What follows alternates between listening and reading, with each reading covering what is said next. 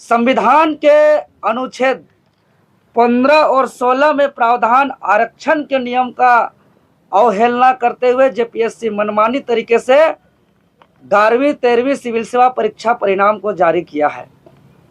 JPSC हमेशा की तरह जो रिकॉर्ड तोड़ नए नए तरीके से गड़बड़ी करती है, विज्ञापन का नियम का उल्लंघन करते हुए, गजट का नियम का उल्लंघन करते हुए। सर्वप्रथम आप तमाम मीडिया बंधु को बहुत बहुत आभार और धन्यवाद।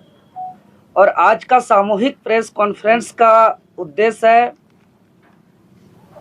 जेपीएससी द्वारा जारी 11वीं से 13वीं सिविल सेवा परीक्षाफल में हुई त्रुटि को लेकर के संपूर्ण झारखंड प्रदेश से जो शिकायतें हमारे पास आई, उसके बाद हम लोग ने उसका गहन रिसर्च किया, अध्ययन किया और तब जाकर के पाया कि जेपीएससी हमेशा की तरह जो रिकॉर्ड तोड़ नए नए तरीके से गड़बड़ी करती है, फिर से ये 11वीं से 13वीं जेपीएससी में भी अपने ही नियम का उल्लंघन करते हुए, विज्ञापन का नियम का उल्लंघन करते हुए, गजट का नियम का उल्लंघन करते हुए, साथ ही साथ the Jharkhand combined civil service examination rule 2023 के नियम का उल्लंघन करते हुए, और साथ ही साथ सबसे बड़ी बात, संविधान के अनुच्छेद 15 और 16 में प्रावधान आरक्षण के नियम का अवहेलना करते हुए जेपीएससी मनमानी तरीके से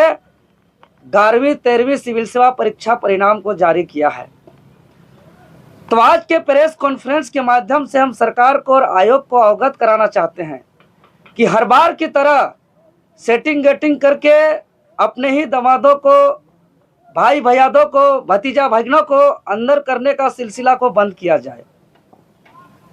जमाना बदल चुका है, अब हम लोग आ गए हैं, डिजिटल जमाना आ गया है, ईडी का जमाना आ गया है। अब वो जमाना चला गया पहली दूसरी जेपीएससी की तरह कि सीबीआई जांच के द्वारा चार्जशीट फाइल होने के बावजूद जमानत पर यहाँ के अधिकारी पदाधिकारी कार्य में हैं।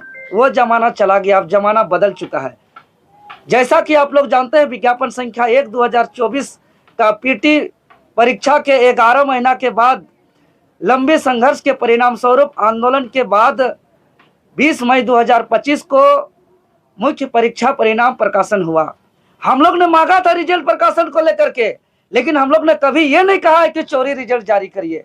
रिजल्ट चौंकाने वाला हम बताना चाहेंगे, मेंस मुख्य परीक्षा का जो रिजल्ट है, इस रिजल्ट को अगर पलटिएगा तो देखिएगा कि लग रहा है कि ये मेंस रिजल्ट ये है, पीटी रिजल्ट ये है। दोनों का हम नियम बताएंगे, दोनों का हम रिजल्ट प्रकाशन भी आयोग का आधिकारिक रूप से जो नोटिस जारी किया गया है हम उसका बताएंगे। पहले हम मेंस रिजल्ट दिखाते हैं।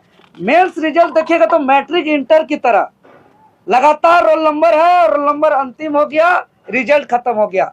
किसका क्या मार्क्स है, किस कैटेगरी का कितना कटअप गया है, किस कैटेगरी से कितना सिलेक्शन हुआ है, सब कुछ अंधकार में रखा हुआ है। कोई पारदर्शिता नहीं, किसको समझ में नहीं आ रहा है, सिलेक्शन हुआ है उसको भी समझ में नहीं आ रहा है कि मेरा रैंक क्या है, फेल हुआ है उसको समझ में नहीं आ रहा है कि हम कितना मार्क्स से फेल हुए हैं। अगर हम बात करें पीटी रिजल्ट का, तो पीटी रिजल्ट के बाद रिजल्ट के साथ ही जब अंतिम पेज में देखिएगा तो इसका कटअप जारी है, चाहे आप वर्टिकल रिजर्वेशन की बात करें या हॉरिजॉन्टल रिजर्वेशन की बात करें। अनरिजर्व का कटअप है BC1 का, BC2 का, SC का, ST का, EWS का। इसके अलावा जो हॉरिजॉन्टल रिजर्वेशन, जो प्रिमिटिव ट्राइब का, स्पोर्ट का, PWD ब्लाइंड का, डियर डम का, लोकोमोटिव का, हर तरीके का जितने भी रिजर्वेशन का विज्ञापन में प्रावधान है, ये पीटी में पालन किया गया। तो वहाँ पे कोई प्रकार का विवाद नहीं था, सब सही था। लेकिन 11 महीना तक रिजल्ट छुपाने के बाद जो रिजल्ट प्रकाशन हुआ, इसमें कहीं कटअप नहीं, मार्क्स नहीं, रिजर्वेशन का पालन नहीं। हम बात करते हैं, देखिए इसी विज्ञापन का 1/2024 का विज्ञापन का जो रूल्स है, जो मेंस का रूल्स है, मेंस का रूल्स का नियम, ये नियम जो कहता है, ये नियम क्या है, नियम साफ साफ कह रहा है। देखिए आप लोग कैमरामैन से मेरा निवेदन होगा कि आप थोड़ा सा जूम करके दिखाएंगे।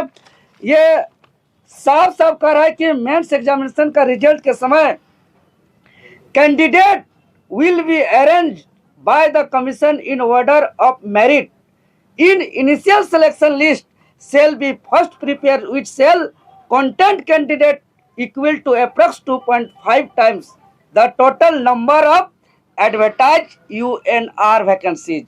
गौर करना, ये total number of advertise UNR माने अनरिजर्व वैकेंसी का 2.5 गुना रिजल्ट निकालना है। ये इनिशियल सिलेक्शन लिस्ट जो इंटरव्यू के लिए जाएंगे उसके बारे में बताया गया है।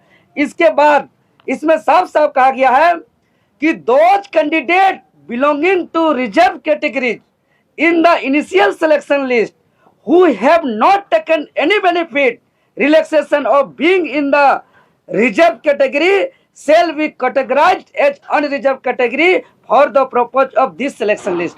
जो किसी प्रकार का बेनिफिट नहीं लिया है रिलैक्सेशन का और एज का या कोई प्रकार का जो आरक्षण का सुविधा नहीं लिया है उसको अनरिजर्व कैटेगरी में इनिशियल जो लिस्ट जारी होगा, इनिशियल लिस्ट जो बनेगा इंटरव्यू के लिए, और वैसे कैटेगरी जो अनरिजर्व के बराबर कैटेगरी लाएंगे, चाहे वो ST हो, SC हो, OBC हो, BC1 हो, BC2 हो या PWD का कोई भी कैटेगरी हो, अगर उसका मार्क्स अनरिजर्व के बराबर आता है, अगर वो किसी प्रकार का बेनिफिट नहीं लाया है तो उसका result unreserve selection list initial selection list में होगा। ये स्पष्ट रूप से लिखा हुआ है। इसके बाद जो सेकेंड लिस्ट जो जारी होगा कैटेगरी के लिए, उस पर नियम पे लिखा हुआ है reserve category candidates selected against reserve category seat have to be equal to approximately 2.5 times।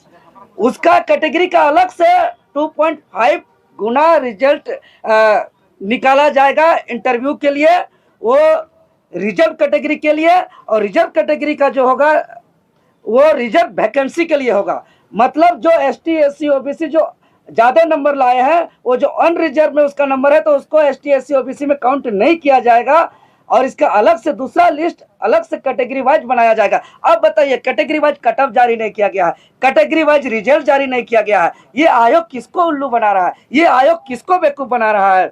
इसीलिए हम यही कहेंगे, ये रूल जो आपको हम दिखाए विज्ञापन का रूल, यही रूल आपका देखिए झारखंड गजट का भी रूल है, और सेम चीज लिखा हुआ है आपका रूल्स जो मेंस का रूल्स है जो 19 का पैराग्राफ 2 में सेम चीज लिखा हुआ है। तो हम यही कहेंगे कि जो सेटर हमेशा की तरह 30 लाख 40 लाख लेकर के यहाँ के ब्यूरोक्रेट्स में जाना चाहते हैं, BDO CO बनना चाहते हैं, वो इस सोच का अमली जामा पहनाना छोड़ दे। जमाना बदल चुका है, इस तरीके का मनमानी हम लोग किसी भी हाल में होने नहीं देंगे। इसीलिए तत्काल JPSC आयोग कट ऑफ जारी करे, सबका मार्क्स जारी करे, और साथ ही साथ कैटेगरी वाइज रिजल्ट जारी करे ST SC OBC, और साथ ही साथ जो हॉरिजॉन्टल कैटेगरी का सीट है जो हमेशा बोला जाता है कि हम दे रहे हैं, और उसको हमेशा की तरह इस बार भी उस सीट को बर्बाद किया जा रहा है। जो हमारा हॉरिजॉन्टल रिजर्वेशन का जो 2.5 गुना सीट का होगा, जो 13 सीट के आसपास है, 30 से 33 सीट इस बार होना चाहिए, जो बिल्कुल नहीं है। और लंबी लड़ाई के बाद पिछली बार जो हाईकोर्ट से 10 साल लड़ने के बाद जो हाईकोर्ट से एक फैसला आया है, वो फैसला हम आप लोग को कैमरा के समक्ष दिखाना चाहेंगे।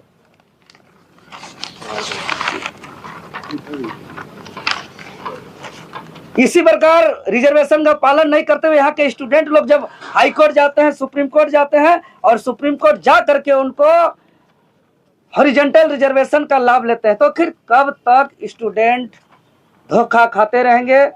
ये आयोग कब सुधरेगा? और इस आयोग JPSC राज्य की सबसे बड़ी नियुक्ति संस्था है, तो इसको पारदर्शिता होना ही चाहिए, इसमें ट्रांसपेरेंस होना ही चाहिए। ये रिजल्ट को छुपा करके अगर इस तरीके से अंधकार में रख करके इसको आगे बढ़ाएगा, तो आज हम दावे के साथ हम बोल रहे हैं, जिस दिन इंटरव्यू के बाद फाइनल सिलेक्शन लिस्ट होगा, उस दिन सिर्फ और सिर्फ राजस्थान के, हरियाणा के, दिल्ली के, यूपी के, बिहार के और अन्य राज्य के छात्र यहाँ फाइनल सिलेक्शन होगा। आप चारों तरफ झांक के देख लीजिए, जो भी तैयारी करने वाले छात्र हैं, पूरे झारखंड प्रदेश के जितने भी स्टूडेंट पिछला 3 जेपीएससी में जो इंटरव्यू तक पहुंचे हैं, वैसे वैसे स्टूडेंट इस बार मेंस एग्जाम में उन लोग को बाहर कर दिया गया है और फाइनल सिलेक्शन लिस्ट में मेरा बात सच साबित होते हुए देखने को मिलेगा। तो हम आयोग को और सरकार को चेतावनी देते हैं कि उसको सुधार किया जाए, और अगर सुधार नहीं किया जाता है तो हम लोग रणनीति तैयार करके हम लोग बहुत बड़ा आंदोलन का घोषणा करने वाले हैं। और इसको लेकर के हम लोग महामहिम राज्यपाल जी के पास जाएंगे, आयोग के पास जाएंगे, झारखंड सरकार के पास जाएंगे, और अन्यथा हम लोग का फिर से आंदोलन होगा। क्योंकि यह और दायित्व और कर्तव्य बन जाता है, क्योंकि राज्य के तमाम आम आवाम को और युवाओं को मालूम है कि यह हम लोग के मांगने से रिजल्ट जारी हुआ है। अगर हम लोग के मांगने के परिणाम स्वरूप रिजल्ट प्रकाशन हुआ है और उस रिजल्ट में अगर गड़बड़ी है तो हम लोग का ज्यादा दायित्व बनता है कि इस गड़बड़ी रिजल्ट को सुधार करने में और इस गड़बड़ी रिजल्ट के खिलाफ रणनीति बना करके आंदोलन करने का।